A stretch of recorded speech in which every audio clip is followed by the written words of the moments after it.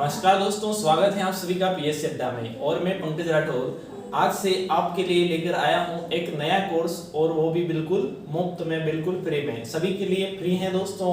और ये जो कोर्स है ये पर्यावरण का है, एनवायरनमेंट का है। एनवायरनमेंट और इकोलॉजी का कोर्स है दोस्तों। आप सभी के लिए जितने भी कॉम्पिटिटिव एग्जाम्स होती हैं, जैसे कि MPPSC, UPSC, SSC and all other जितने भी एग्जाम्स होती हैं, सबके लिए बहुत ही महत्वपूर्ण होती हैं। और सभी जो एग्जाम्स हैं उसमें पर्यावरण से और इकोलॉजी से, पारिस्थितिकी जिसे कहते हैं, वहां से क्वेश्चन पूछे जाते हैं। तो दोस्तों आज से हम उस कोर्स की शुरुआत कर रहे हैं और ये कोर्स चलेगा पूरा पीएससी अड्डा के यूट्यूब चैनल पर। तो दोस्तों एक वीडियो रोज आएंगे इस कोर्स के, तो आपको बिल्कुल भी किसी भी वीडियो को नहीं छोड़ना है, सभी वीडियो को देखना है और साथ साथ में नोट्स भी प्रिपेयर करना है। क्योंकि दोस्तों अपने नोट्स से अच्छे कोई नोट्स नहीं होते। अपने नोट्स जो अपन हाथों से बनाते हैं उससे अच्छा कोई नोट्स नहीं होता। और पढ़ने का सबसे अच्छा तरीका यही होता है कि जब अपन पढ़ते हैं तो साथ साथ में उसे लिखें, क्योंकि लिखने से ज्यादा चीजें क्या होती हैं, याद होती हैं। तो शुरू करते हैं पर्यावरण के बारे में। और पर्यावरण किसे कहते हैं, पर्यावरण है क्या। सबसे पहले देखते हैं अपन पर्यावरण के बारे में कि पर्यावरण है क्या। पर्यावरण यानी कि इसको क्या कहते हैं, एनवायरनमेंट। तो थंबनेल से आप समझ ही गए हैं दोस्तों कि ये जो कोर्स है पूरा बनाया गया है, पूरा बिल्कुल फ्री है। तो एक भी वीडियो को स्किप नहीं करना है, सारे वीडियो को आपको देखना है। और सारे वीडियो कैसे हैं दोस्तों, बिल्कुल फ्री है आपके लिए। और एक वीडियो रोज देखना है। एक वीडियो में जितना कंटेंट आपको बताया जाता है उसको आपको रोज पढ़ना है, ताकि आसानी से आपका कोर्स भी कंप्लीट हो जाए और आप सारा कुछ याद भी कर लें। तो दोस्तों आज अपन देखने वाले हैं पर्यावरण के बारे में। तो पर्यावरण की जो परिभाषा है स्कूल टाइम में आपने पढ़ी होगी, क्योंकि पर्यावरण जो होता है वो किसे कहते हैं। तो पर्यावरण जो है, एनवायरनमेंट जो है, वो किसे कहते हैं, हमारे चारों तरफ का ऐसा आवरण, या जो जीवित व्यक्ति हैं, जो जीवित लोग हैं, उनके चारों तरफ का जो आवरण है, जो जैविक भी है यानी कि जीवित चीजों से भी घिरा हुआ है, जैसे कि अपन इंसान है तो अपन एक तो जीवित वस्तुओं के साथ घिरे हुए हैं, दूसरा कुछ निर्जीव वस्तुओं के साथ भी घिरे हुए हैं। यानी कि हमारे चारों तरफ का जो आवरण है वही क्या कहलाता है, पर्यावरण कहलाता है। हमारे चारों तरफ की जो प्रकृति है वही क्या कहलाएगी, पर्यावरण कहलाएगी। जैसे कि इसकी परिभाषा क्या हो जाएगी कि व्यक्ति के या इंसान के चारों तरफ का आवरण, चारों ओर का जो आवरण है वही क्या कहलाएगा, पर्यावरण कहलाएगा। कैसे देखते हैं दोस्तों, जैसे कि हम हैं, आप हैं, मैं हूं, आप हैं, तो हम किसी घर के अंदर हैं, किसी रूम के अंदर हैं। तो ये जो अपना घर है, घर से बाहर कुछ पेड़ पौधे हैं, रास्ता है, कुछ दूर तालाब है, कुछ दूर स्कूल है। तो बहुत सारी चीजें क्या है, अपने खुद ने बनाई हैं, यानी कि कुछ कृत्रिम चीजें हैं, कुछ चीजें नेचुरल है। जैसे कि कुछ नदी बह रही है तो वो कैसी है, नेचुरल है। जैसे कि कोई पेड़ खड़ा है तो वो कैसा है, नेचुरल है। तो ये अपने सराउंडिंग चारों तरफ का जो आवरण है वही क्या कहलाता है, पर्यावरण। उसमें जैविक चीजें भी आ जाती हैं, अजैविक चीजें भी आ जाती हैं, और कुछ नेचुरल होती हैं, कुछ आर्टिफिशियल होती हैं। अगर अजैविक की बात करें तो कुछ नेचुरल होती हैं, कुछ आर्टिफिशियल होती हैं। तो ये सभी चीजें जिनसे मिलकर पर्यावरण बना होता है, यही सभी क्या कहलाते हैं, पर्यावरण के घटक कहलाते हैं। तो पर्यावरण के घटक होते हैं, इन्हीं से मिलकर क्या होता है, पर्यावरण बनता है। तो पर्यावरण के घटक जो हैं इनको अपन दो पार्ट में डिवाइड करते हैं। एक पर्यावरण के घटक होते हैं जैविक और दूसरे होते हैं निर्जीव, या जिसे एक को बोल सकते हैं अपन जीवित, और दूसरे कैसे होते हैं, निर्जीव, जिनमें जीव नहीं होता। ऐसी सभी वस्तुएं जिनमें जीव होता है वो जीवित, और जिनमें जीव नहीं होता है वो निर्जीव। तो ये कैसे हो जाएगी, जीवित वस्तुएं, और जिनमें जीव होता है वो जीवित, जिनमें जीव नहीं होता है, जिनमें मन नहीं होता है, आत्मा नहीं होती है, जो चल फिर नहीं सकते, जो बढ़ते नहीं है, वो सभी कैसे हो जाएंगे? निर्जीव हो जाएंगे। और जो चल फिर सकते हैं, जिनमें वृद्धि होती है, जो बढ़ते हैं, एक समय के बाद जिनकी डेथ हो जाती है, वो सब कैसे होते हैं? जीवित। तो दोस्तों जो निर्जीव वस्तुएं हैं, फिर उनको भी अपन दो पार्ट में डिवाइड करते हैं। जो निर्जीव घटक होते हैं पर्यावरण के, वो भी दो पार्ट में डिवाइड होते हैं। एक होते हैं नेचुरल यानी कि प्राकृतिक, और जो दूसरे घटक होते हैं दोस्तों पर्यावरण के, वो होते हैं आर्टिफिशियल यानी कि कृत्रिम। तो दोस्तों जो निर्जीव वस्तु होती हैं, पर्यावरण के घटक होते हैं, वो प्राकृतिक कौन कौन से हो सकते हैं? जो निर्जीव है। तो निर्जीव में जैसे कि कोई नदी है, प्राकृतिक है, और कैसी है? निर्जीव है। तो ये कैसी हो जाएगी? नेचुरल। पर नदी के अंदर होता क्या है? मेन घटक क्या होता है? पानी। मेन घटक क्या होता है इसमें पर्यावरण का? पानी। यानी कि नदी में क्या होता है? पानी होता है। तो एक तो जिसे अपन क्या कह सकते हैं? वायु, एयर, जल यानी कि वाटर, और हवा, पानी, आकाश, ये सभी जो चीजें हैं, जैसे कि लैंड हो गई, भूमि हो गई, निर्जीव है। भूमि कैसी है? निर्जीव है। पर्यावरण का एक घटक तो है, पर्यावरण का एक घटक तो है, निर्जीव है, और कैसी है? नेचुरल है, प्राकृतिक है। तो ये कुछ पर्यावरण के प्राकृतिक घटक हैं। ऐसे कुछ कृत्रिम घटक भी होते हैं, जैसे कि किसी ने तालाब बनवाया, तो ये कैसा हो गया? कृत्रिम हो गया, आर्टिफिशियल हो गया। कहीं पर अपन ने डैम बनाए हैं, बांध बनाए हैं, तो वो भी कैसा हो जाएगा? आर्टिफिशियल हो जाएगा, और वो होगा तो निर्जीव। उसके अलावा कहीं पर सेतु बनाए हैं, ब्रिज बनाए हैं, कहीं पर मकान बनाए हैं, घर बनाए हैं, तो ये सभी वस्तुएं जो पर्यावरण के घटक हैं, परंतु आर्टिफिशियल है, बनाए हुए हैं, और इनके अंदर जीव नहीं होता, तो ये पर्यावरण के निर्जीव स्रोत हैं, और निर्जीव में भी कैसे? आर्टिफिशियल है। तो ये अपन ने देखा कि पर्यावरण के जो घटक हैं, उसके निर्जीव घटक कौन कौन से होते हैं, या पर्यावरण के निर्जीव जो घटक हैं, उनको भी अपन दो भाग में डिवाइड करते हैं, और वो कौन कौन से होते हैं। अब जो जीवित घटक होते हैं दोस्तों, उसको अपन तीन पार्ट में डिवाइड करते हैं, तीन अलग अलग भागों में डिवाइड करके उनको पढ़ते हैं। तो सबसे पहला जो भाग होता है इसका, वो होता है उत्पादक। उत्पादक किसे कहते हैं? जो क्या करते हैं? प्रकाश संश्लेषण की क्रिया द्वारा अपना भोजन बनाते हैं, और उनसे वो भोजन का क्या करते हैं? उत्पादन करते हैं। उनसे ही सभी क्या करते हैं? भोजन को प्राप्त करते हैं। जैसे कि पेड़ पौधे, पेड़ पौधे जो हो जाते हैं दोस्तों, वो पर्यावरण के जैविक घटक हैं, क्योंकि इनमें जीवन होता है, ये वृद्धि करते हैं, और एक समय के बाद खत्म भी हो जाते हैं। और ये क्या करते हैं? प्रकाश संश्लेषण की क्रिया करते हैं, यानी कि फोटोसिंथेसिस की प्रक्रिया होती है। तो उसके द्वारा क्या हो जाता है? प्रकाश संश्लेषण के द्वारा ये क्या करते हैं? भोजन बनाते हैं। यानी कि ये उत्पादक होते हैं। ये क्या होते हैं? उत्पादक होते हैं। तो जैविक घटक में एक जो घटक हो जाते हैं वो उत्पादक, और उत्पादक के अंदर कौन आ जाते हैं? पेड़ पौधे, जिनसे क्या होता है? सभी जो जीवों के लिए ये क्या करते हैं? भोजन बनाने का कार्य करते हैं। उसके अलावा दूसरे जो होते हैं जीवित घटक, वो होते हैं उपभोक्ता। उपभोक्ता किसे कहते हैं? उपभोक्ता जैसे कि इंसान हो गया, मनुष्य, इसके अलावा पशु, पक्षी, जो सभी भोजन के लिए पेड़ पौधों के ऊपर डिपेंड करते हैं, ये सभी क्या कहलाते हैं? उपभोक्ता कहलाते हैं। और ये भोजन कहां से प्राप्त करते हैं? पेड़ पौधों से।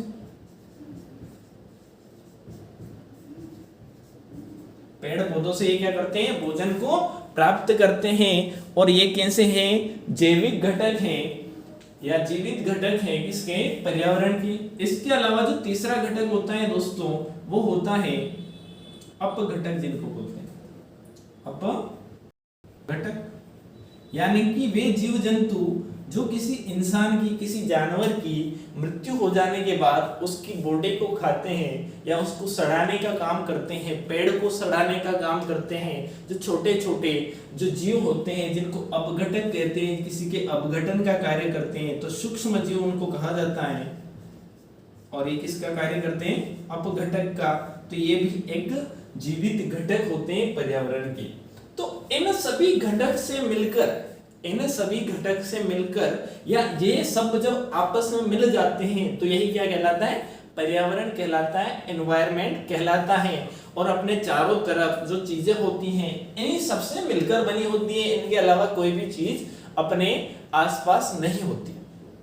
तो दोस्तों मानव क्या करता है कि इन घटकों का प्रयोग करता है। इंसान क्या करता है? इन घटक का अपनी डेली लाइफ में प्रयोग करता है। जैसे कि कोई निर्जीव घटक हैं उनका भी प्रयोग करता है, पानी का प्रयोग करता है, वायु का प्रयोग करता है, भूमि का प्रयोग करता है, तालाब का प्रयोग करता है, बांध का प्रयोग करता है, सेतु का प्रयोग करता है, नदियों का प्रयोग करता है, या जितने भी प्रकृति में जितने भी चीजें हैं, जितने भी घटक हैं, सबका प्रयोग करता है।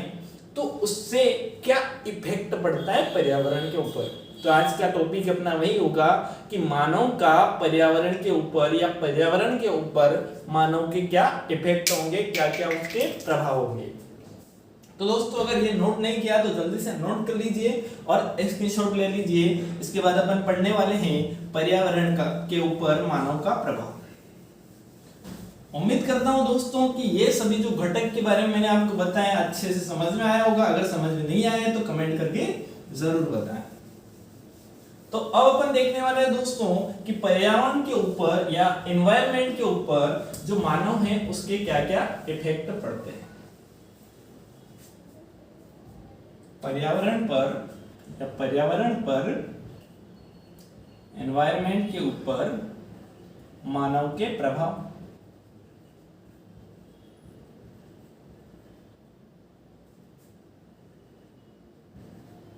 तो दोस्तों पहले इसको कुछ समझते हैं कि एनवायरनमेंट के ऊपर जो मानव है, जो मनुष्य है, वो क्या क्या प्रभाव डालता है और किस प्रकार से डालता है। तो जैसे कि आप इंसान है, मानव है, तो मानव बिना पर्यावरण के रह नहीं सकता। तो किस पे डिपेंड करता है? इसके जो घटक होते हैं, इसके जो कंपोनेंट होते हैं, उनके ऊपर क्या करता है? डिपेंड करता है।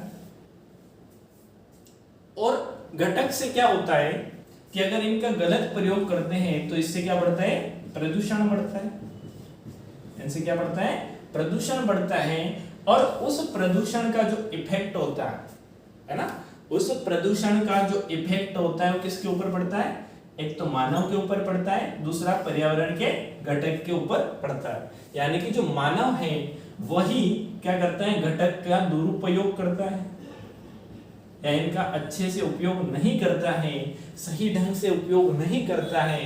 तो इससे क्या बढ़ता है? प्रदूषण बढ़ता है। और प्रदूषण बढ़ने का एक तो पर्यावरण के ऊपर इफेक्ट पड़ेगा, यानी कि उसके घटकों के ऊपर इफेक्ट पड़ेगा, यानी पर्यावरण के ऊपर इफेक्ट पड़ेगा। दूसरा मानव के ऊपर भी इसका इफेक्ट पड़ेगा। कैसे? जैसे कि एक पेड़ है, पेड़ दिख रहा है भाई, ये एक पर्यावरण का घटक है। इंसान ने क्या किया कि अपनी जरूरत की पूर्ति के लिए पेड़ को काट दिया। पेड़ को क्या किया गया? काट दिया गया। यहां से इसको काट दिया तो ये पेड़ कहां हो गया? नीचे गिर गया। अपनी जरूरत के हिसाब से इंसान ने इस पेड़ का उपयोग कर लिया। ऐसे धीरे धीरे पूरे जंगल के सारे पेड़ क्या कर दिए? काट दिए। तो सारे पेड़ काट दिए तो जो पेड़ है वो हवा को क्या करते हैं? शुद्ध करते हैं।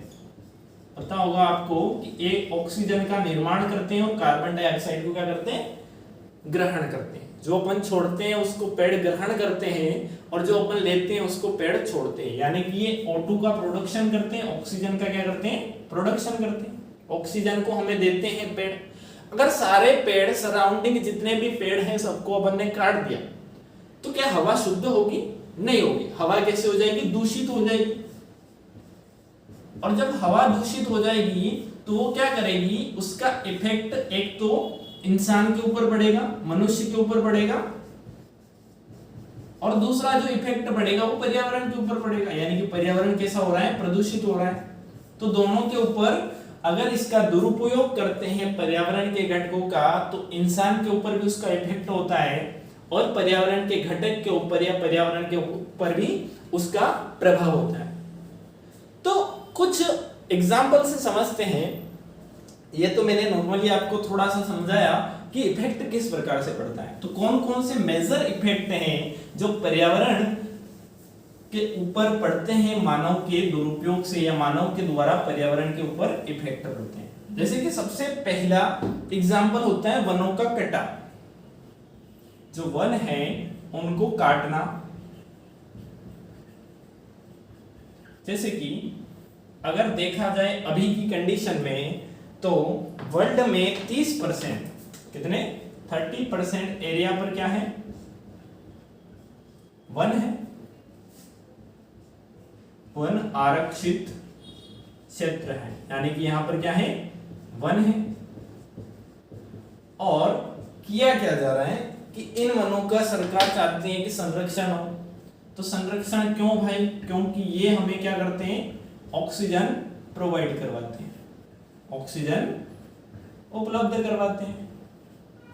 उसके अलावा ऑक्सीजन उपलब्ध करवाने के अलावा इंसान चाहता है कि इनका काट के दूसरा प्रयोग किया जा सके, जैसे कि फर्नीचर बनाया जा सके, लकड़ी इनसे निकाली जा सके या लकड़ी का इससे प्रयोग किया जा सके। इसके अलावा लकड़ी के अलावा औषधियां इनसे प्राप्त की जा सके या विविध इनके क्या हो जाते हैं, जो हो जाते हैं प्रयोग के लिए इनको काट दें, इनको क्या कर दिया जाए, वनों को काट दिया जाए। इसके साथ साथ ये जो अपनी एग्रीकल्चर भूमि होती है, कृषि भूमि होती है, उसके कटाव को भी क्या करते हैं, कम करते हैं। कृषि भूमि के कटाव को कम करते हैं कि जहां पर पेड़ होता है वहां से भूमि बहकर पानी में नहीं जाती है, बाढ़ की समस्या नहीं होती है, बाढ़ की समस्या खत्म हो जाती है और जो वर्षा होती है वो भी पर्याप्त होती है, क्योंकि पेड़ क्या करते हैं, पानी को अपनी तरफ आकर्षित करते हैं। तो वर्षा कैसे होती है, पर्याप्त होती है। तो वन इतने कार्य करते हैं, फिर भी जो इंसान है वो पर्यावरण के घटक जो वन है, जो पेड़ है, उनको क्या करता है, फर्नीचर प्राप्त करने के लिए, औषधि प्राप्त करने के लिए, लकड़ी प्राप्त करने के लिए और इंडस्ट्रीज लगाने के लिए, उद्योग लगाने के लिए वनों की क्या करता है, कटाई करता है। कृषि भूमि प्राप्त करने के लिए वनों की कटाई की जाती है। तो इससे इफेक्ट क्या होगा, इससे इफेक्ट क्या होगा, जब औद्योगिकरण किया जा रहा है ना, औद्योगिकरण किया जा रहा है तो इससे इफेक्ट क्या होगा, तो औद्योगिकरण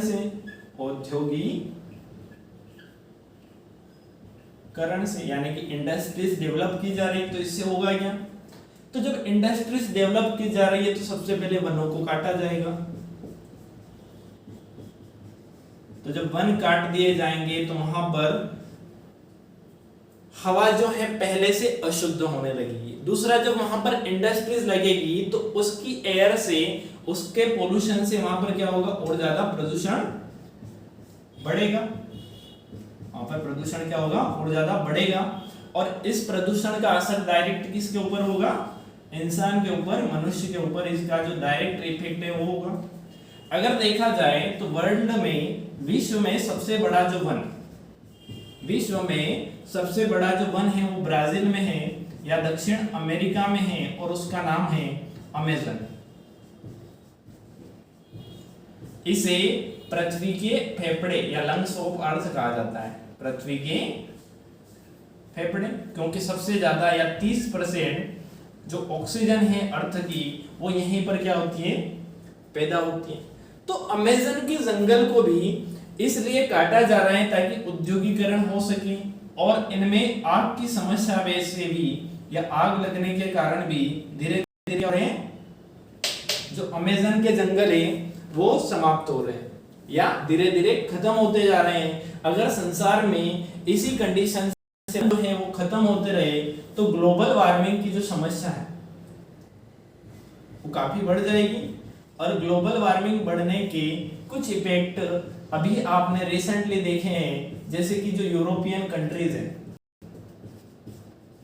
काफी ठंडे प्रदेश हैं और उधर यानी कि देखा जाए अर्थ का लगभग 5 वर्ष में 2 डिग्री सेल्सियस जो टेम्परेचर है वो इंक्रीज हो गया। तो इसी को जब टेम्परेचर इंक्रीज हो जाता है, टेम्परेचर बढ़ जाता है, तो इसको क्या कहते हैं, ग्लोबल वार्मिंग कहते हैं। और इसकी वजह से कितना इफेक्ट अभी वर्ल्ड में देखने को मिला, जैसे कि बड़े बड़े जंगल जो थे वहां पर आग की समस्या है, और ऑस्ट्रेलिया में हर वर्ष जंगलों में आग लग जाती है। उसका कारण भी ज्यादा गर्मी या ग्लोबल वार्मिंग होता है, क्योंकि संसार का जो पृथ्वी है उसका जो टेम्परेचर है धीरे धीरे बढ़ता जा रहा है, जो औसत तापमान है वो धीरे धीरे बढ़ता जा रहा है। और अगर इसी स्पीड से बढ़ता रहा तो लगभग 100 सालों के बाद इतना टेम्परेचर बढ़ जाएगा कि इंसान का जीना पृथ्वी के ऊपर नामुमकिन हो जाएगा। तो इसके संरक्षण के लिए या ग्लोबल वार्मिंग को कम करने के लिए पेड़ जो है, पर्यावरण जो है, उसको कटाव को क्या करना पड़ेगा, बंद करना पड़ेगा। पेड़ों को काटना बंद और पेड़ों को लगाना क्या करना पड़ेगा, शुरू करना पड़ेगा। अगर पृथ्वी पर पेड़ खत्म हो जाएंगे तो ना तो शुद्ध हवा मिल पाएगी, ना ही कोई कार्य हो पाएगा, ना ही इंसान जिंदा रह पाएगा। तो एक पर्यावरण के एक घटक को काटने का इतना भयंकर दुष्परिणाम होता है, तो ये पर्यावरण के ऊपर मानव का एक प्रभाव है। वैसे और भी प्रभाव होते हैं, जैसे कि अम्ल वर्षा। जैसे कि अम्ल वर्षा जो है वो भी पर्यावरण के ऊपर मानव का क्या है, एक प्रभाव है। तो अम्ल वर्षा किसे कहते हैं वो भी अभी अपन समझते हैं।